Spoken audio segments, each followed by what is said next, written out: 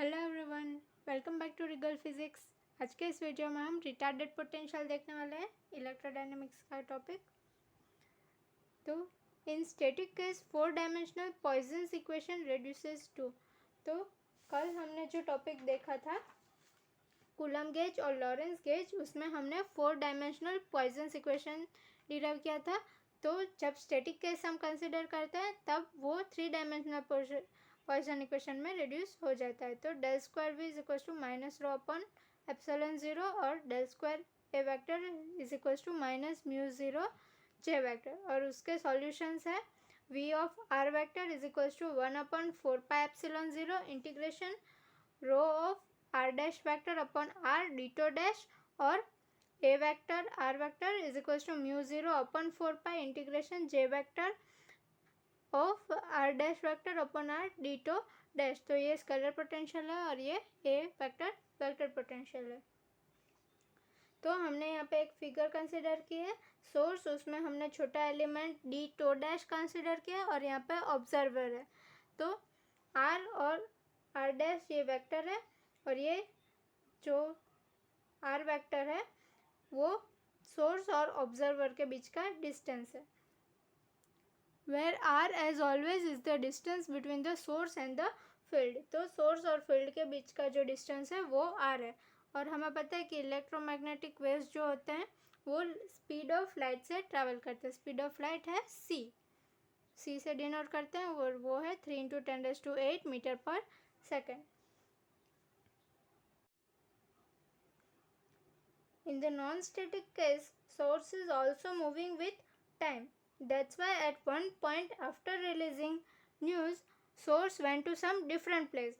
तो non-static case होगा तो उसमें source भी move कर रहा होता है with time। जैसे time move होगा मतलब कि time जैसे increase होगा वैसे ही source की position भी change होगी। That's why at one point after releasing news, source went to some different place। तो एक जगह पे रिलीज की कोई डेटा फिर वो दूसरी जगह पे चला जाएगा। What matters is small some earlier time T R, retarded time when message left. तो जो रिटार्डेड टाइम होगा वो ओरिजिनल टाइम से कम होगा। वो कितना कम होगा? Since this message must travel a distance R, the delay is R upon C. तो टाइम डिले मतलब टाइम क्या होता है? Distance upon speed. तो डिस्टेंस वो कितना कवर कर रहा है? हमने सपोज किया कि आर जितना डिस्टेंस कवर कर रहा है। तो और इलेक्ट्रोमैग्नेटिक वेव्स है मतलब स्पीड ऑफ लाइट से मूव करेगा। तो distance is equals to time is equals to distance upon speed. तो यहाँ पे डिस्टेंस आर है और स्पीड सी है, इसलिए T R retarded time T minus R upon C हो जाएगा। So that V of R T and A of R T. तो रिटार्डेड टाइम के लिए पोटेंशियल हमारा स्केलर पोटेंशियल और वेक्टर पोटेंशियल क्या लिख सकते हैं? तो V of R vector T को हम लिख सकते हैं 1/4 pi epsilon zero integration rho R dash vector और यहाँ पे रिटार्डेड टाइम के लिए टी आर हो जाएगा upon R D tau dash.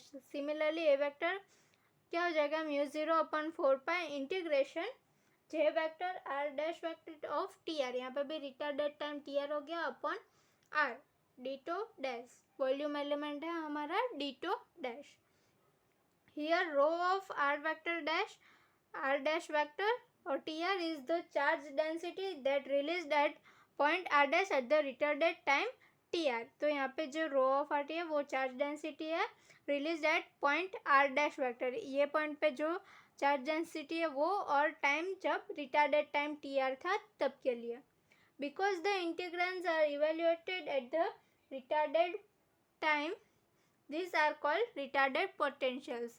तो हम ये जो इंटीग्रेशन कर रहे हैं वो रिटार्डेड टाइम पे कर रहे हैं, इसीलिए ऐसे जो पोटेंशियल्स है स्केलर और वेक्टर उसे हम रिटार्डेड पोटेंशियल्स बोलते हैं। To prove this potentials are right we must show that they satisfy the inhomogeneous wave equation. तो ये पोटेंशियल सही है, उसे प्रूव करने के लिए हमें ये चेक करना पड़ेगा कि ये जो हमने इनहोमोजेनियस वेव इक्वेशन फाइंड किए थे उसको ये सेटिस्फाई करते हैं। In calculating the Laplacian of V vector V of R vector T the integrands depend on R vector in two ways. तो जब हमें वी ऑफ आर टी का लैप्लासियन फाइंड करना है तो वो आर वेक्टर दो तरह से डिपेंड करता है। एक तो R is equals to mod of R vector minus R dash vector, और T R is equals to T minus R upon C. तो हमारा ये पोटेंशियल क्या हो जाएगा, del V is equals to 1/4πε0 integration del rho 1/r plus rho बाहर del of 1/r D tau dash. तो हमारा पोटेंशियल क्या था, rho upon R D tau dash. तो पहले हमने 1/r को बाहर निकाला और रो का डिफ्रेंशिएशन किया, पार्शियल मतलब डेल रो लिखा, फिर हमने रो को बाहर रखा और partial differentiation del of 1/r हो गया डी टो डैश। तो यहाँ पे डेल रो क्या होगा, तो यहाँ पे मैंने साइड में करके दिखाया, डेल रो क्या होगा, del rho upon del R होगा।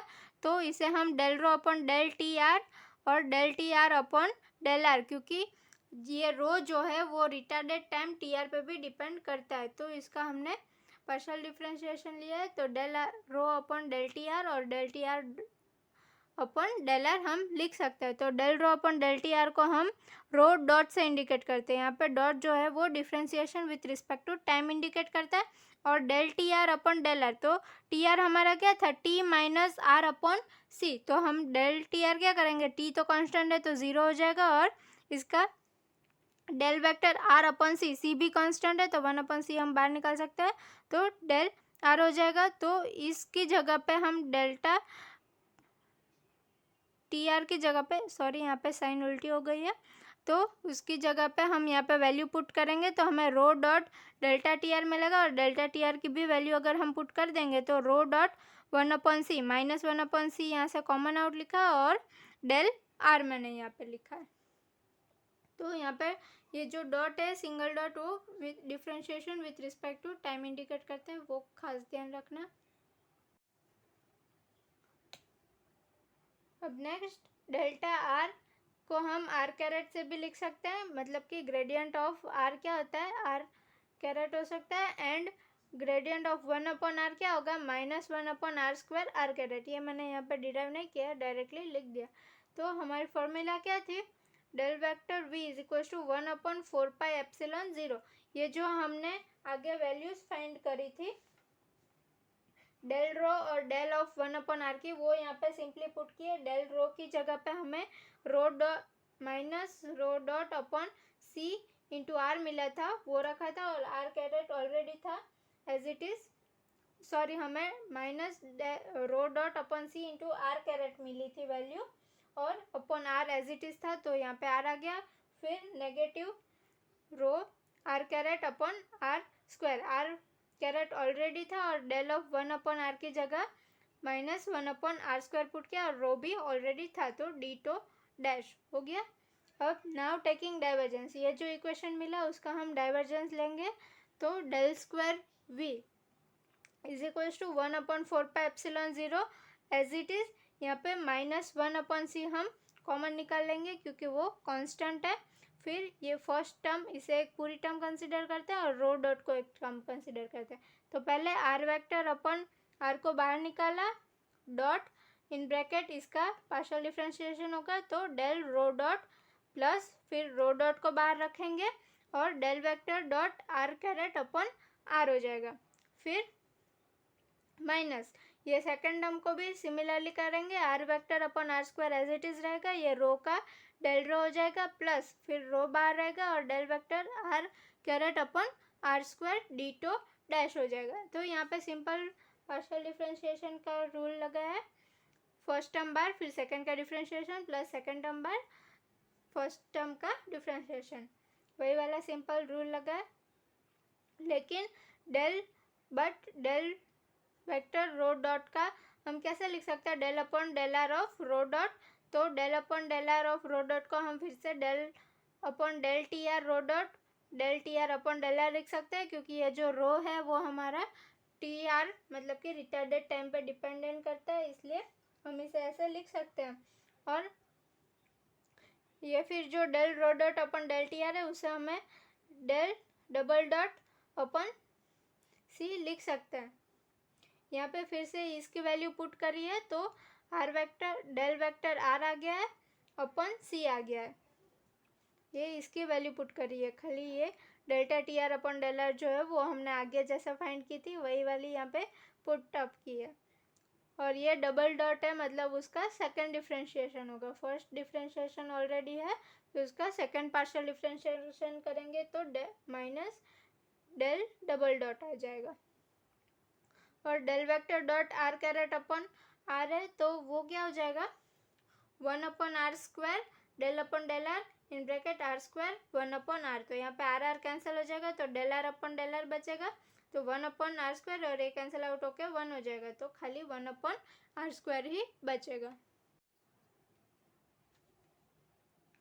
यहाँ पे हमारा del vector dot R caret upon r² is equal to 4 delta cube R vector होगा। ये हमारा यहाँ पे जो है वो 3D डेल्टा फंक्शन है, इसे हमें डिराइव करने की यहाँ पे ज़रूरत नहीं है, हमने डायरेक्टली यहाँ पे ले लिया 4 del cube upon del cube R carat.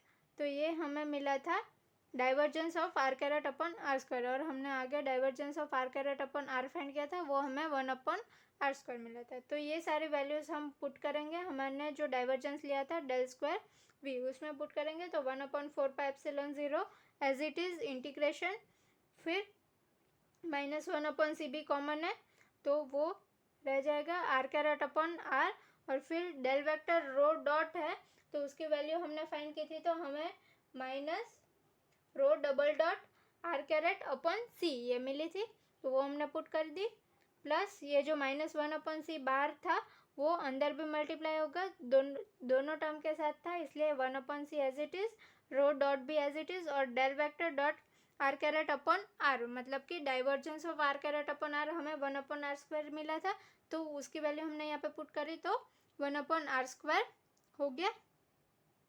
फिर minus R caret upon r² as it is, और डेल वेक्टर रो था उसकी जगह पे मैंने -1/c del dot del are लिखा है, प्लस फिर रो एज इट इज़, और जो हमारा divergence of R caret upon r² है जो कि हमें 4 डेल्टा क्यूब ऑफ आर मिला है तो वो हम पुट करेंगे तो डीटो डैश। तो सिंपली ये हमें सारी वैल्यूज़ पुट करके मिली है। अब हम इसे सिंप्लीफाई करेंगे तो 1/4πε0 एज इट इज़ रहेगा इंटीग्रेशन, ये यहाँ पे माइनस दो टर्म है, 2 बार माइनस है तो माइनस माइनस प्लस हो जाएगा, और 1/c भी 2 बार है तो 1/c² हो जाएगा, रो डबल डॉट हो जाएगा, और R caret into R caret, मतलब आर कैरेट यूनिट वेक्टर है ये भी यूनिट वेक्टर है तो 1 हो जाएगा, और खाली नीचे डिनोमिनेटर में एक आर है वो बच जाएगा। फिर प्लस रो डॉट इंटू 1/r² CR² हो जाएगा। सॉरी यहाँ पे ये माइनस की साइन आएगी क्योंकि यहाँ पे -1/c है तो यहाँ पे माइनस की साइन आएगी, और ये माइनस होके प्लस हो जाएगा तो ये वाली जो हमारी टर्म है यहाँ पे तो पता चला रो डॉट अपन c इंटू 1/r² है। सिमिलरली यहाँ पे आर कैरेट और ये डेल आर है उसकी जगह भी हम आर कैरेट लिख सकते हैं तो वो आर कैरेट 1 हो जाएगा, और यहाँ पे भी रो डॉट अपन c और 1/r² बचेगा तो ये माइनस रो डॉट अपन 1/CR² है, और यहाँ पे रो डॉट अपन CR² है तो ये नेगेटिव ये पॉजिटिव टर्म दोनों कैंसिल आउट हो जाएगी, और यहाँ पे ये प्लस माइनस माइनस हो जाएगा और rho 4 del cube of R d tau dash हो जाएगा। तो हमारे पास फाइनली बचेगा 1/4πε0 integration 1/c² rho double dot upon R minus rho 4 del cube R d tau dash.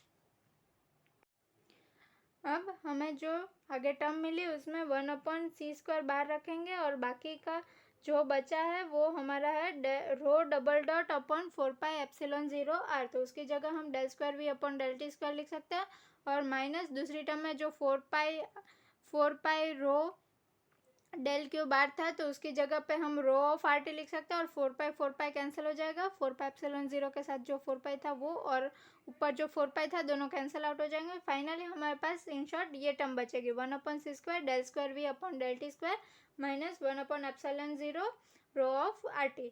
तो it confirms that the retarded potential satisfies the inhomogeneous wave equation. तो हमें यही कंफर्म करना था कि जो रिटार्डेड पोटेंशियल है वो इनहोमोजेनियस वेव इक्वेशन को सेटिस्फाई करते हैं.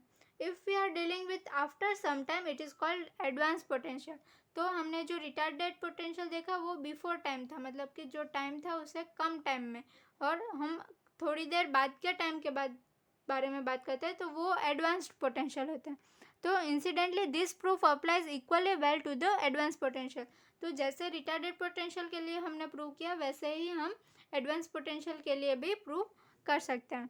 वी ए, उसे एडवांस पोटेंशियल को वी ए और ए वेक्टर ए से इंडिकेट करते हैं. तो V A of R vector T क्या हो जाएगा 1/4πε0 integration rho of R vector dash और टी ए हो जाएगा. यहाँ पे एडवांस टाइम टी ए लिया है अपॉन आर डीटो डैश. तो A vector R vector comma T क्या होगा μ0/4π integration J vector R dash vector T A. यहाँ पे भी एडवांस टाइम लिया है जैसा कि हमने रिटार्डेड टाइम में टी आर लिया था रिटार्डेड टाइम, यहाँ पे एडवांस टाइम लिया है डीटो डैश. तो rho and J are calculated at advance time T A. तो T A is equals to T plus R upon C. यहाँ पे भी आर जितना डिस्टेंस ट्रैवल किया होगा और इलेक्ट्रोमैग्नेटिक वेव्स है मतलब कि उसकी स्पीड भी स्पीड ऑफ लाइट जितनी होगी जो कि हम सी से इंडिकेट करते हैं. तो एडवांस टाइम में इतना एक्स्ट्रा टाइम ऐड हो रहा है और जो रिटार्डेड टाइम था उसमें सब्सट्रैक्ट हो रहा था आर माइनस सी. तो खाली रिटार्डेड टाइम और एडवांस टाइम में इतना डिफरेंस है. तो सिमिलरली पोटेंशियल में भी इतना ही डिफरेंस रहेगा. Thank you.